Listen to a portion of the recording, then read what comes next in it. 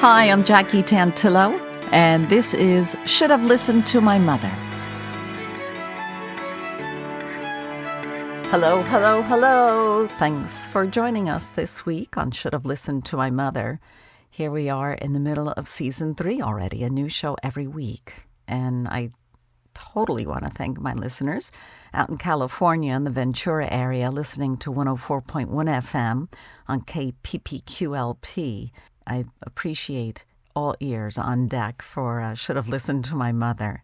You can also stream it on the MyTuner app and on capsmedia.org/radio. So thank you, everybody, East and West Coast, all around the world, because we do have listeners. It's so much fun to say we do have listeners all around the world. Another guest for today, and this was interesting how I found this story, but we'll get into that as soon as I introduce Irina.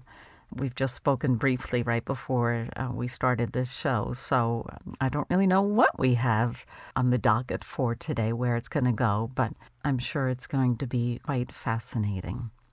The guests I've had on this show are, sometimes I consider them very brave. They're willing to share these stories, these personal stories. Each story is unique, but often we can see or hear this common thread woven amongst these mother-son, mother-daughter relationships. And what I often hear is the expression, they did the best they could with what they had. And sometimes that really irks me, it bugs me, it really pisses me off, but it is true. And that said, especially when I receive a response from a potential guest mentioning the divorce from their mother or that their mother is narcissistic, my first response as an empath is that my heart aches for them.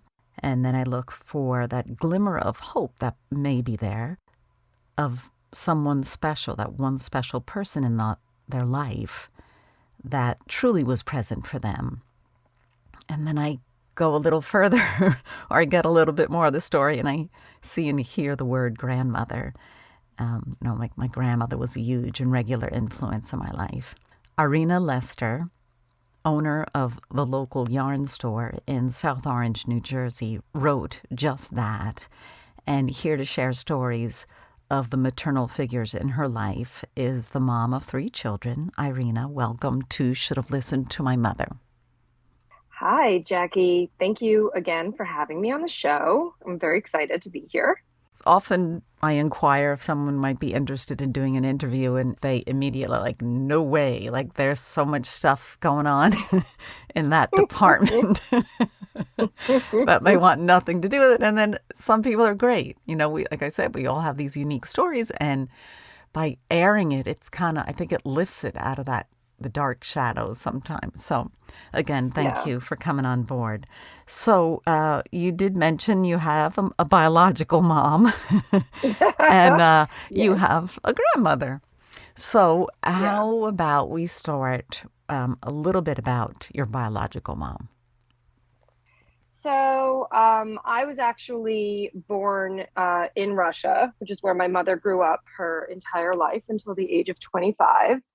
I came to America when I was 2.5. So I've been here my entire life. I'm 40, almost 47. So it's, significantly longer here than there.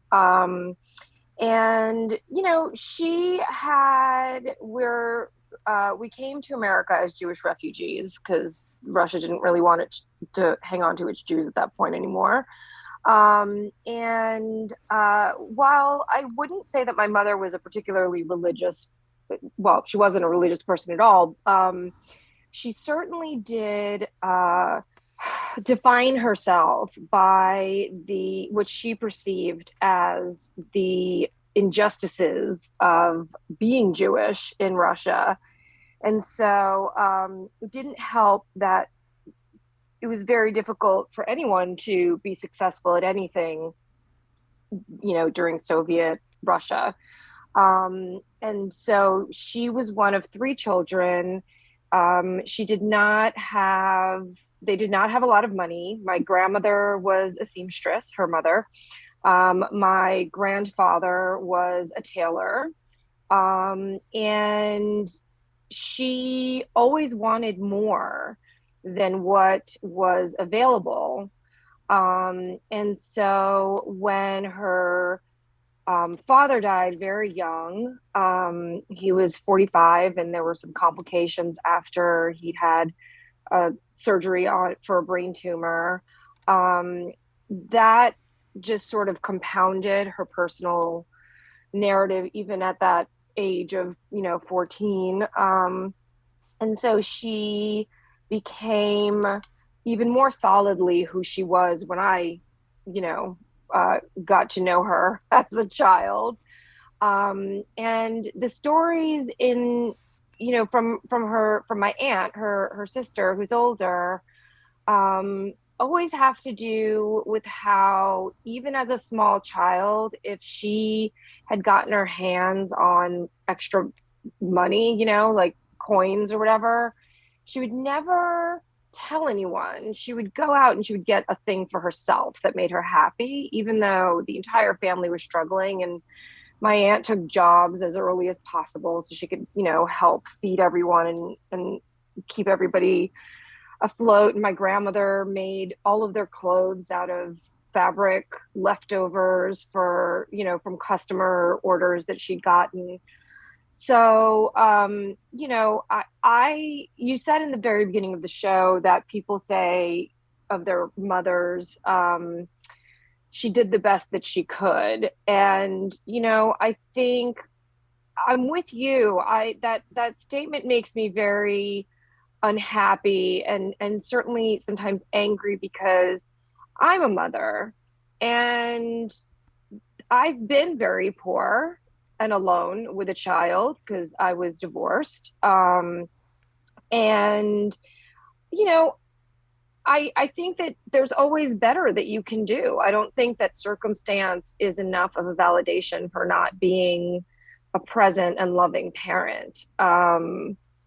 So I don't know. I don't know if that answers. I think I got away from your question a little bit, but that's her history.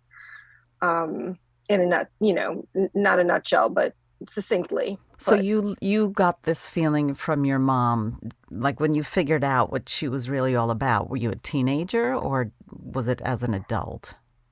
It was earlier. I honestly, I'd always, I there's, so my mother, as a narcissist, and mind you, she's never been formally diagnosed as a narcissist, but much research has confirmed and validated my realization as an adult that would be her diagnosis, were she actually seen by someone and diagnosed. My mother was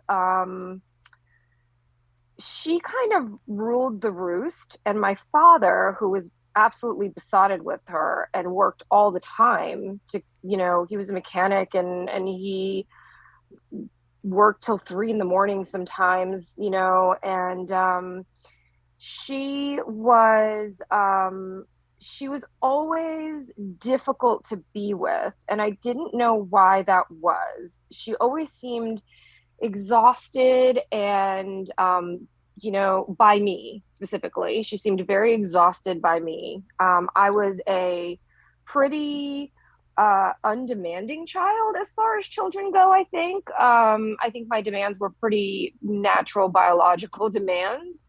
And there was a survival skill that I think developed. I don't know how much of it was nature, how much of it was nurture, but I think I developed this survival understanding very early that I had to stay out of her way. And so I would notice things from a very early age, like she wasn't a hugging, cuddling kind of mother. She was often very disparaging. I actually, it was when I was an adult that I discovered I was an intelligent person rather than an abused person. I knew that when I was very young. But my mother was, it's very typical for a female narcissist to isolate one child as their enemy, and to see other women, girls and women, as competitors. And in our case, because my father was better equipped, having taken care of his younger sister when she was born. There were 13 years between them. He was better equipped to take care of me when I was born. And there was, a real bond or something between my father and I that she saw as very threatening to her position in the family.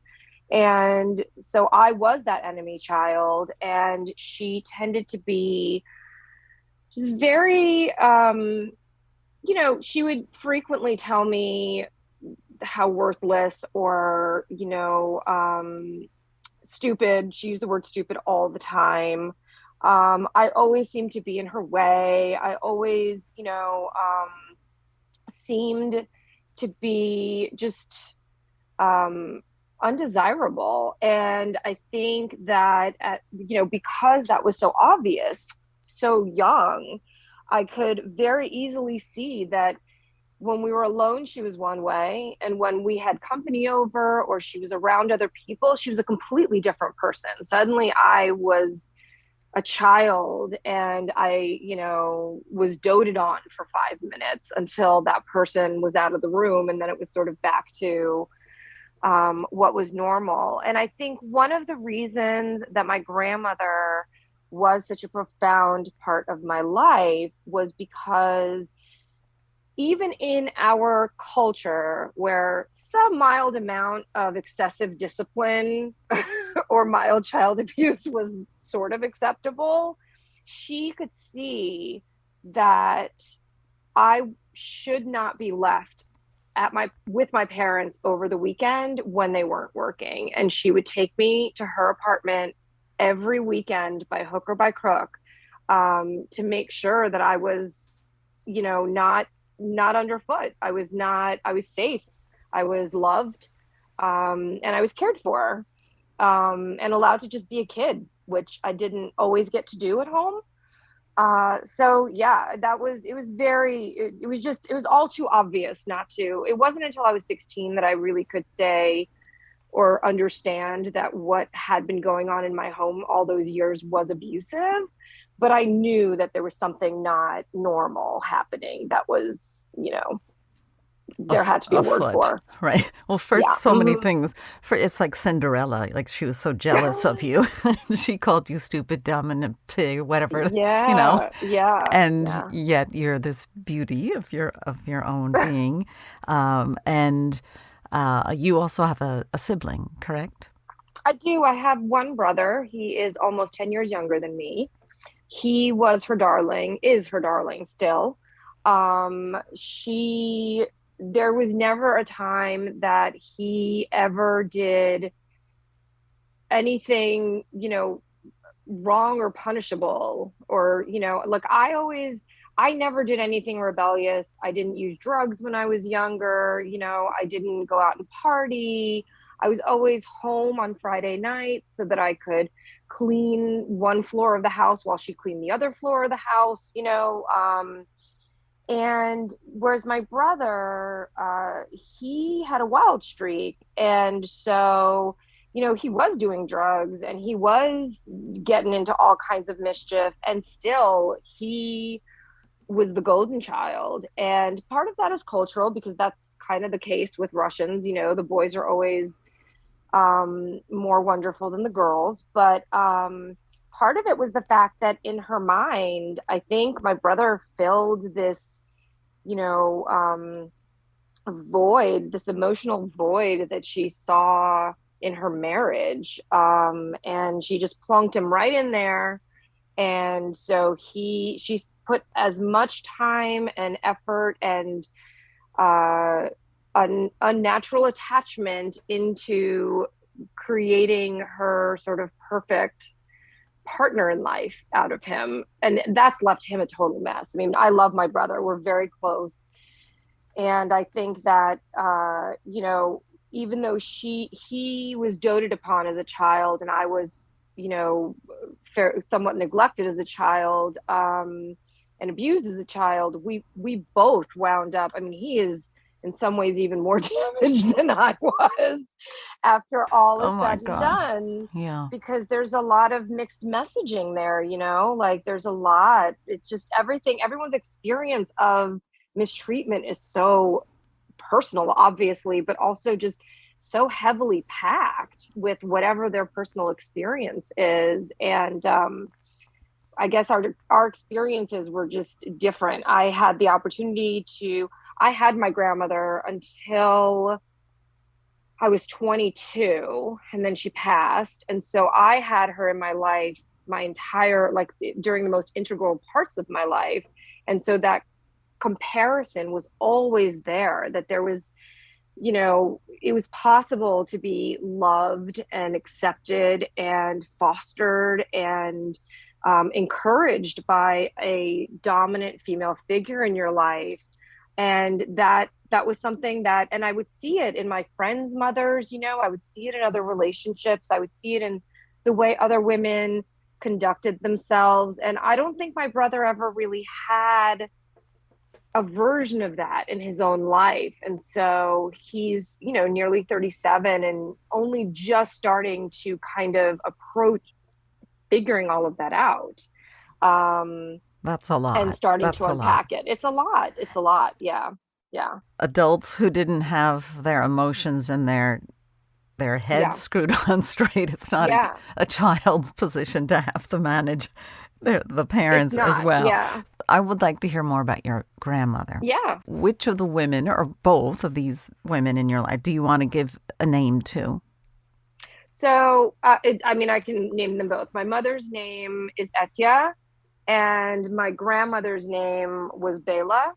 Um, and it's funny, when my grandmother came to America a few years after we did, um, one of the greatest indignities of her life was that the American spelling of Bela, which is, phonetically correct, is not phonetically correct in Russian, because the Y makes an oo sound. And so she was always so incredibly upset that they had written her name Beula on her passport. Oh dear. um, The pronounce it stories that at the way. So at the passport office, yeah, whatever, at Ellis exactly. Island, so many Right. names were Yeah, changed because they didn't know how to write it. So they just, okay, you're in absolutely. America now, take it. Yeah, yeah, exactly. I Oh, mean, that's they funny. spelled it correctly. It is in English. You would spell it that way in order for that A sound to come out of the E. Otherwise it's just Bella. So that did make sense to me, but it did not make sense at all to her, which was pretty entertaining throughout my life. So Um, they come and they lived in Brooklyn with you guys as well?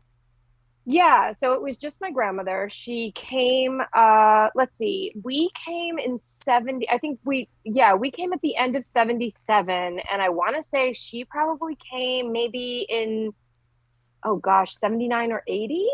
I don't remember the exact year, to be completely honest. I know that it was a few years after we had arrived. And we were living in the projects in Brooklyn, as many immigrants did back then. And she moved in with us for a little while until she could get her own apartment in another, projects building in our neighborhood. We were all in Sheepshead Bay, and I do very distinctly remember the, like, full on, thank God no one had any actual weapons, knock down, drag out fights between my mother and my grandmother.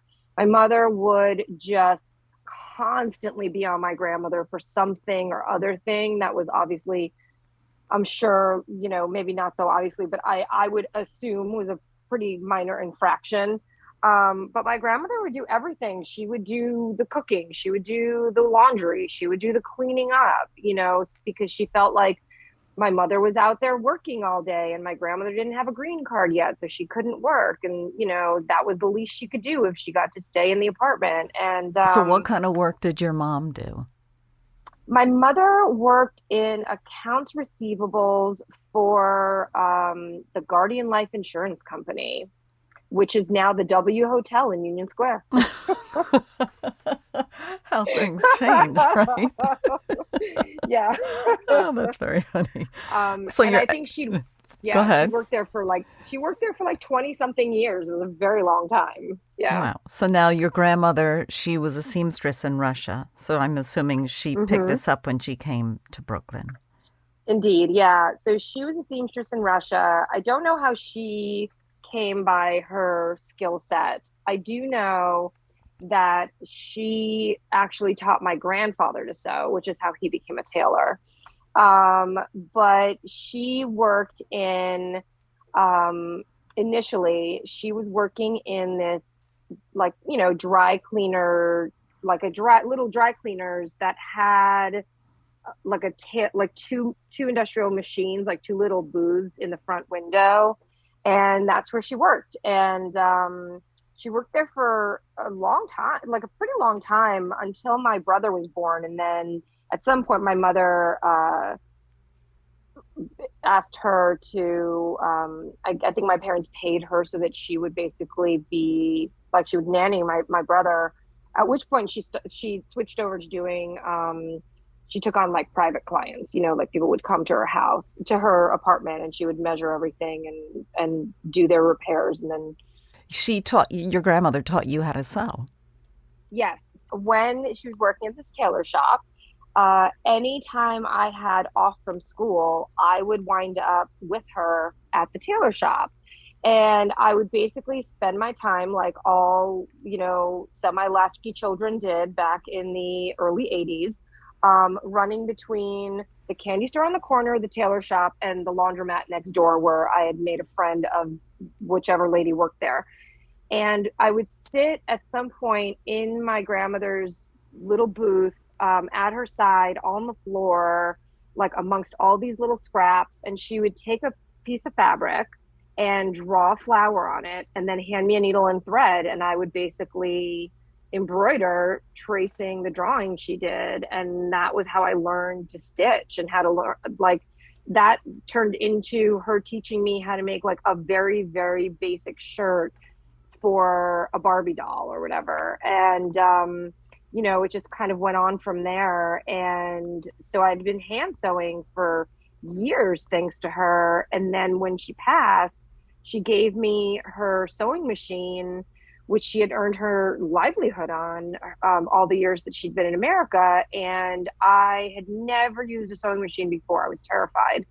But I actually made the first thing I made on that machine were the ring bearer pillows for my first wedding, because my ex-husband and I both had brothers the same age, so each of our brothers carried the other person's ring. Mm-hmm. And so I made these two pillows using my grandmother's sewing machine. And then after that, that was it. I just felt like, I don't know if there was some sort of like Holy Ghost that I had caught by using the machine, but there was no stopping me, and that just started my love affair with all textiles and fibers and, fabrics, which led into knitting and, crochet.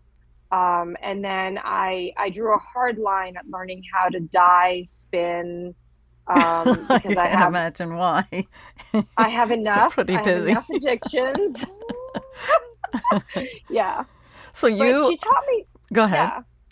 I was going to say she taught me to appreciate the beauty in the creative process and the beauty and the functionality of just basic, like, I mean, we have to wear clothing. That's what society, requires of us. And that clothing can be incredibly pragmatic and incredibly functional. And it can also be very, very detailed and very beautiful. But, between learning to love creating and learning compassion and kindness and, really how to be a mother, from her, and also learning, because we didn't even really talk about this, like there's not enough time, but my grandmother had been a widow for most of her life, and she never even dated a man after that.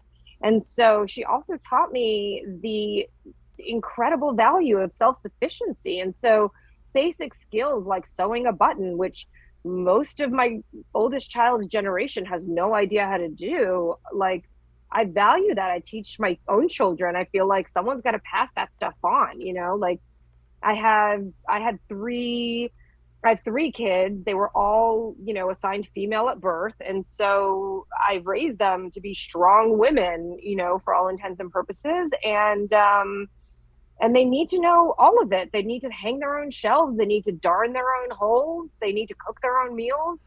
And I feel like all of that comes from having spent so much time with my grandmother in the time I had with her. Oh, we all need just that one person, one individual who can see us for who we are. Yeah. And it's the same thing when my boys going through middle school and high school, and they go through tough times. And I say, you just need one friend Mm-hmm. that sees you for who you are. Yeah. And in this case, I know you sent me the one picture, and it's really beautiful of you and your grandmother. So I will cherish that one, and hopefully everyone else will be able to see that one as well as we get the social media graphic up and running. So Irina Lester, your store is called the Local Yarn Store. You've also made a conscious decision of choosing companies that are inclusive, they support the American wool industry, and they're fair to their employees. Yeah, for sure. I can find the smaller brands. I can find the family-owned companies. I can support them and feel like I'm in my own tiny way making impact in the world, So yeah, I try really hard to make sure that I'm not bringing in anything that is exploitative in any way, or supporting any kind of bias or human invalidation of any kind. That's important. The store is called the Local Yarn Store, and you can find it online at thelocalярnstore.com. Irina Lester, thank you so much. It has been an absolute pleasure, and it's such a wonderful opportunity to share this story. I mean, this is like a 12-chapter book, I think, that you may have to yarn in one day when you'll yarn it out. Exactly. Thank you so much for being on the show. I'm Jackie Tantillo, and we will be back next week with another episode of Should Have Listened to My Mother.